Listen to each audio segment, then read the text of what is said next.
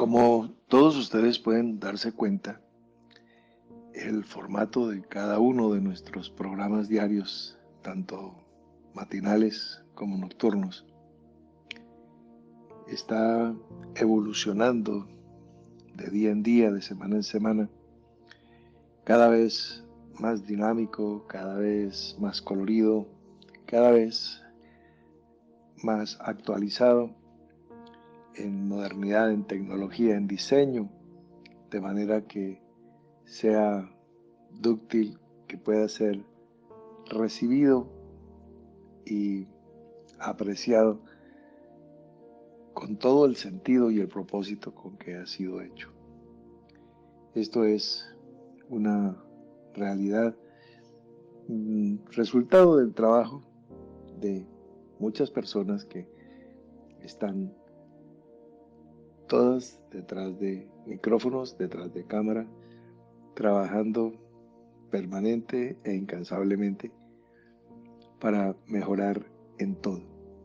Cada detalle es tenido en cuenta y los que no han mejorado, pues ténganlo ustedes por seguro que evolucionarán porque hay una clara conciencia de que debemos hacer todo como para Dios y no como para los hombres. Entonces trabajamos como está escrito, con fatiga por encima de circunstancias de, de clima, de horario, de lo que sea, precisamente para brindar lo mejor cada día. Muy bien, pero esto es la mitad del proceso. No sería un logro completo si simultánea y paralelamente tú que estás allí escuchando y recibiendo todo esto a lo que estamos haciendo referencia, si tú no estás cambiando el formato de tu vida, si solamente permaneces simplemente como un espectador y puedes apreciar y afirmar con tus labios, oye, ¿cómo ha mejorado el programa este o aquel? ¿Cómo va cambiando todos los detalles, las redes sociales, los cumpleaños, todo, cómo cada pedacito de imagen, de sonido, de musicalización, de diseño, cómo va mejorando en el mismo espacio de tiempo? Claro, pero todo esto no sería absolutamente nada si no va cambiando, evolucionando, ascendiendo el formato del programa de tu vida. Por él se ha hecho todo esto. Por él se está haciendo. Y mejoraremos y cambiaremos y seguiremos evolucionando de día en día, de semana en semana, buscando siempre lo mejor. Pero el propósito es tu alma. Es lo que tiene que ser rescatado, lo que tiene que ser edificado, lo que tiene que ser ganado para Cristo. De lo contrario, ¿qué sentido tiene? Podríamos estar horas y horas y mucho más de lo que estamos ahora al aire. Y bueno, si no alcanzamos aquello, pues nada se haría. En los días de Esdras y Nehemías, cuando se está restaurando todo, se vuelve a hacer el pacto y se vuelve a organizar todo, quién habita en dónde, cómo es cada cosa, quién es en Jerusalén, quién es en las ciudades vecinas. Y entonces se organiza, se reparten las funciones, quiénes serán los porteros, quiénes serán servidores en el templo, ¿Quiénes serán los levitas? Todo, cada cosa en particular. Mire, por ejemplo, había mandamiento del rey acerca de los cantores para que hubiese distribución para los cantores para cada día. Dice Nehemías capítulo 11, versículo 23, distribución para los cantores para cada día. ¿Ves? Lo mismo que estás viendo tú se hizo cuando se estaba restaurando otra vez el culto y el templo y las ordenanzas en los días de la restauración tipológica, en los días de que se estaba levantando el tabernáculo caído.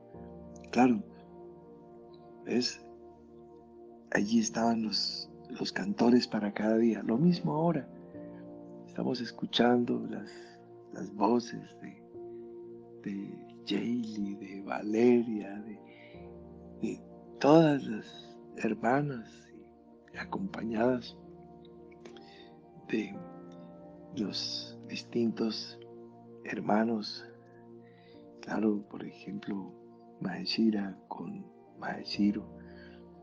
Cada pareja formalizada o no, sí, como está, hay una pareja en Vélez, allí armoniosa, etcétera, todas las vocalistas organizadas de día en día y hermoso, ¿verdad? Sí, muy lindo, las oraciones, muy lindo, todo muy bien organizado, pero con un propósito. El propósito no es mejorar por mejorar, no es un propósito como lanzar una flecha al aire. No, no, no, no. Entonces, ¿de qué se trata? Se trata de ti. Si esto no toma la dirección que debe tomar, es una flecha lanzada al centro de tu corazón para que esto se traduzca también en cambio de formato, para que vayas mejorando el diseño y el colorido de tu propia vida. Este es el sentido por el cual cada día se madruga, se trasnocha, se trabaja por muchas horas para que cada vez todo sea mejor. Pero no es en abstracto. Entonces, ¿quién debe ver el cambio en tu vida? Tú debes disfrutarlo. Es como el deportista que después de una temporada larga de sedentarismo empieza a iniciar su actividad deportiva. Tuvimos 100 sesiones intensas con el profesor Iván Zapata, pero al comienzo mucha disposición y fueron abandonando y fueron declinando unos y otros, y de una buena multitud que empieza, solo una manada pequeña persevera. Y normalmente, si tú vas a mirar, son personas que ya tenían su disciplina deportiva de antes, solamente se mantuvieron en forma con el profesor Zapata. Mira cuánto esfuerzo, cuánta dedicación le puso él, cuánto cariño, esmero, para que todos, donde quiera que te encuentres, todos mejoraran su condición cardiorrespiratoria, su condición físico-atlética. Pero, bueno, vamos a tomarnos, como lo hablamos el pasado domingo, un un respiro, pensarlo bien, sopesarlo bien.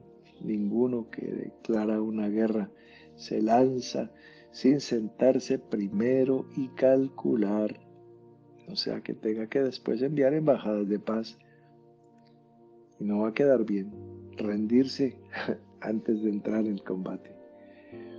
Entonces, vamos a pensar, vamos a trabajar, vamos a mejorar la condición física, ¿sí? Bueno, entonces esperemos presentarle al profesor Iván muy pronto una buena noticia de parte de muchas personas. Vamos a dejar pasar una pequeña temporada. Mientras tanto, si tú ya tienes el hábito de hacer ejercicio, pues continúa, no pares, no pares. Mientras entramos en otra fase de mayor compromiso, mayor seriedad, que nuestro sí se haya transformado en un sí y nuestro no en un no. No que sí, pero que no, uno que no, pero que sí, que no, que no, que sí. No, nuestro sí es sí. Y entonces habrá una confianza por parte de todo aquel que se acerque a ti y te oiga decir sí, ya sabrá. Ese sí es una roca, un asidero, un puerto seguro, algo firme, porque salió de tu boca y hay un testimonio de orden en lo que tú pronuncias. Entonces, si estamos haciendo trabajo en equipo, tuerca, tornillo, que lo hemos hablado en tantas ocasiones, tuerca, tornillo. Bueno, esto fundamental, fundamental. Vamos a seguir como acabamos de ver de los cantores, asimismo los que oran, asimismo cada uno, todo, todo, todo en ese orden. Bueno, y en la línea de irnos poniendo al día con inquietudes y preguntas que nos llegan permanentemente, hay una muy interesante por parte de Blanca Tineo. No sé dónde se encuentre Blanquita, pero solicita una explicación de Éxodo capítulo 4, versículos 24 y 26. Entonces, leamos primeramente el texto. Moisés va con su mujer, Séfora, la hija de Jetro, sacerdote madianita, y va camino a cumplir con su misión, porque Dios le dijo a Moisés en Madián que fuera a Egipto, porque ya los que querían matarlo ya no existían, ya habían muerto. Él estuvo 40 años fuera de Egipto. Había una sentencia de muerte contra él por él haber matado un funcionario egipcio. Entonces,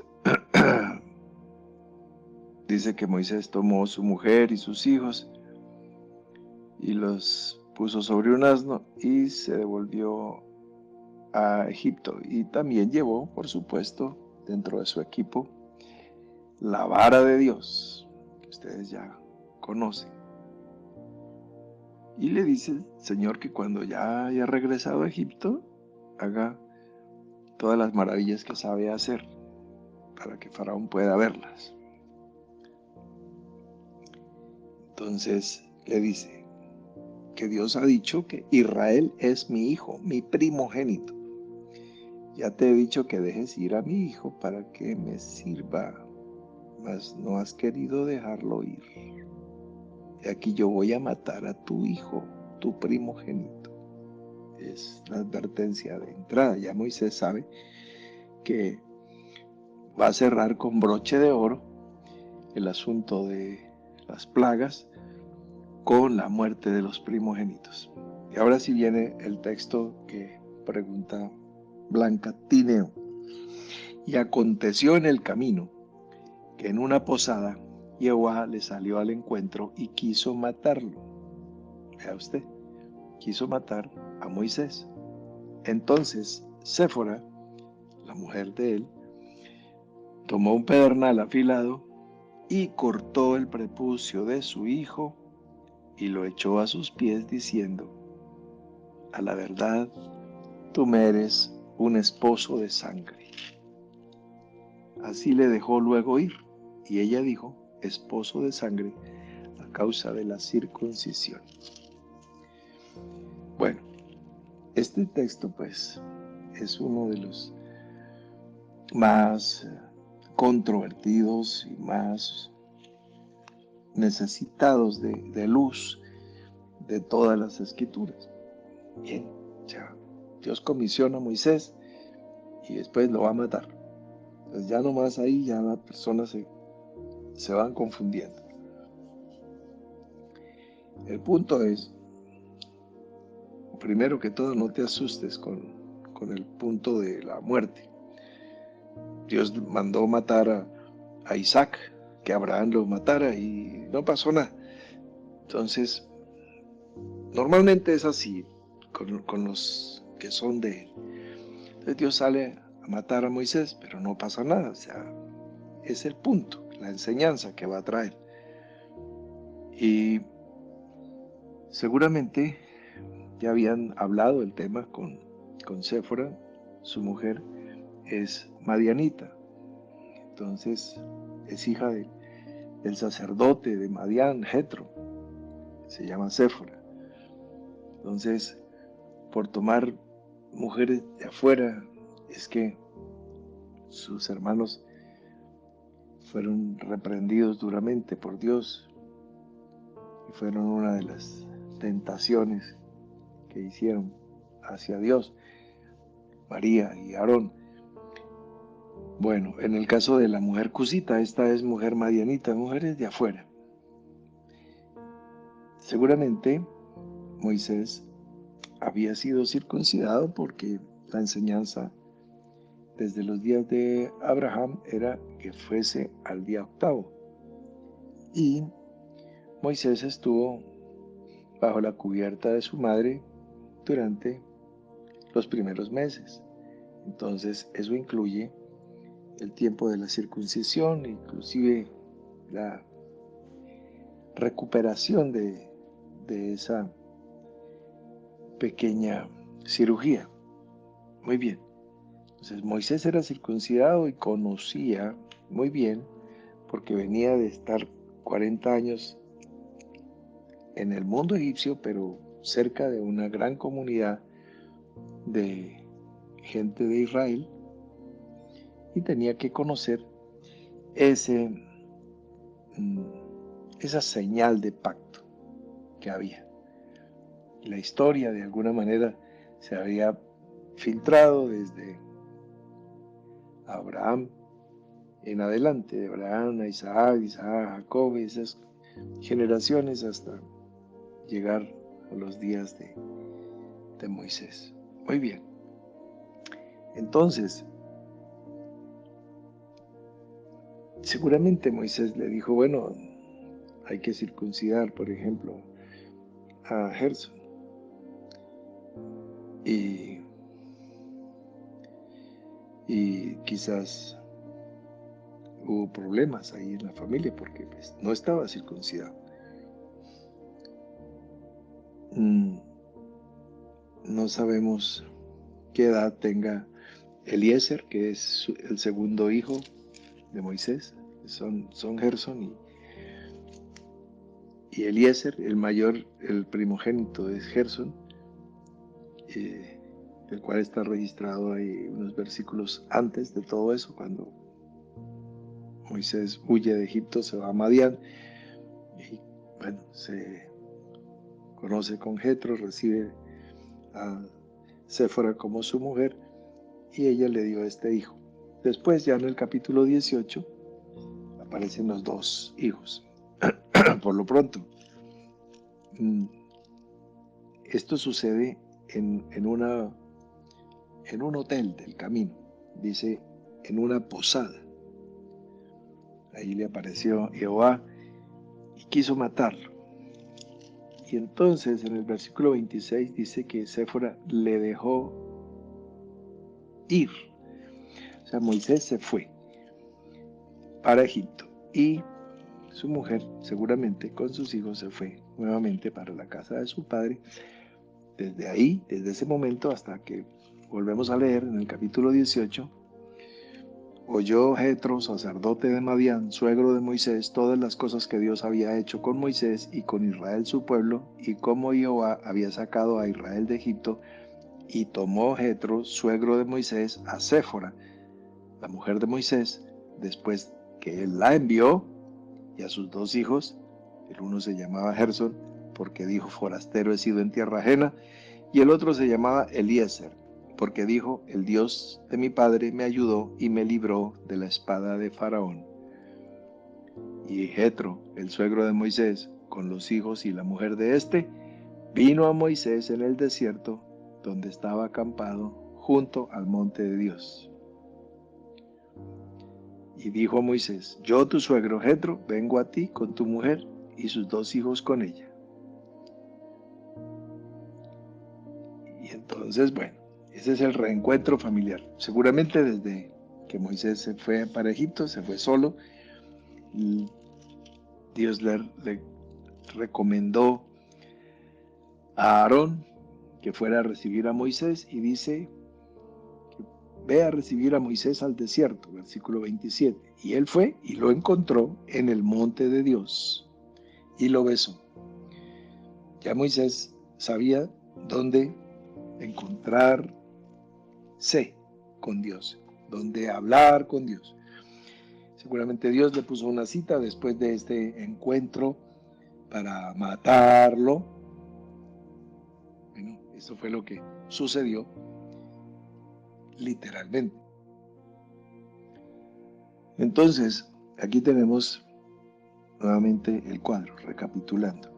Dios envía a Moisés a Egipto, va con su mujer, sus dos hijos varones, el mayor, el menor, y su mujer madianita. Seguramente ya él había insistido, hay que circuncidar al niño, ella dijo, no, eso es terrible, eso es para una hemorragia, cortarle, eso es una costumbre bárbara, yo sé que en algunas culturas se hace y esto es muy terrible, y el hecho es que no estaba circuncidado.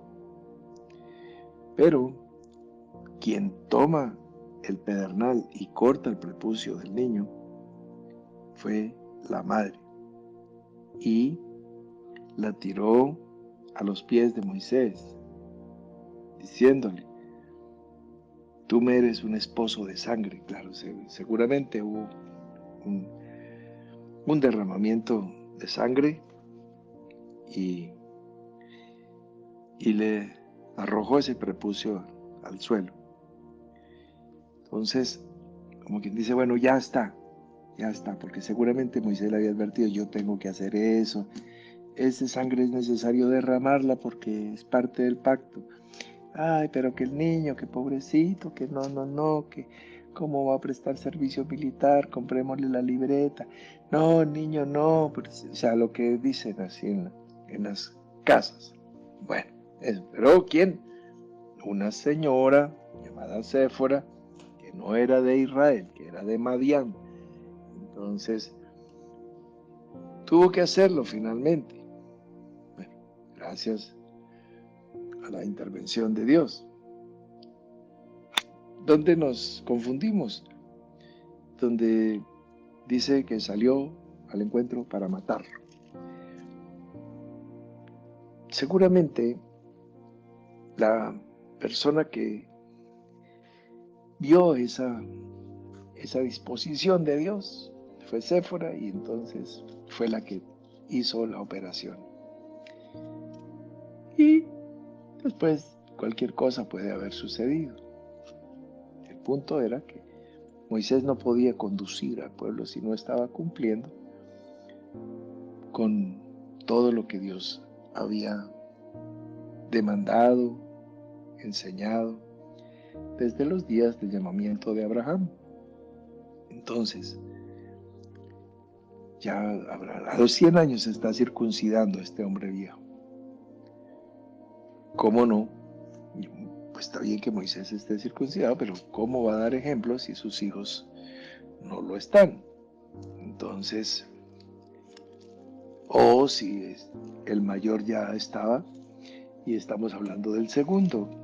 Bueno, no es la parte trascendental de la enseñanza. Lo importante es que Dios está totalmente opuesto y nuevamente se vuelve condescendiente después de la circuncisión, como quien dice, si no se derrama esa sangre no voy a permitirles el paso. Bueno, de todas maneras, así como el bautismo no es un invento de Juan el Bautista, la circuncisión tampoco es una prerrogativa exclusiva del pueblo de Israel. La circuncisión existía desde muchos siglos antes de Abraham, en muchas culturas, en muchos pueblos, en todas las latitudes del mundo. Inclusive Colón encontró aborígenes circuncidados aquí en América, pero desde tiempos del Paleozoico y el Mesozoico y tiempos muy antiguos. En África, en muchas regiones, en muchas naciones, en el Islam se circuncidan, en Egipto se circuncidaban por distintos, no solo preceptos de salud, sino preceptos religiosos, preceptos, concepciones espirituales. Bueno, es tanto y tan grande el cúmulo de historias y de leyendas a través de las culturas que pues sería muy dispendioso. Tendríamos que trabajar, no sé, quizás un mes de programas en cultura y misterios bíblicos. Esta es la parte cultura. Entonces voy a adjuntar un link absolutamente científico, no tiene ningún sesgo de tipo religioso, sino es solamente un estudio de cátedra universitaria sobre el origen y la historia de la circuncisión, para que, si ustedes tienen a bien, son unas pocas páginas, puedan profundizar un poco en el tema. Todos en general, Blanquita Tineo en particular, pero bueno, esa es básicamente ya la ampliación del texto que solicita. Entonces, con mucho gusto y seguimos profundizando. Feliz noche para todos. Mañana nos encontramos.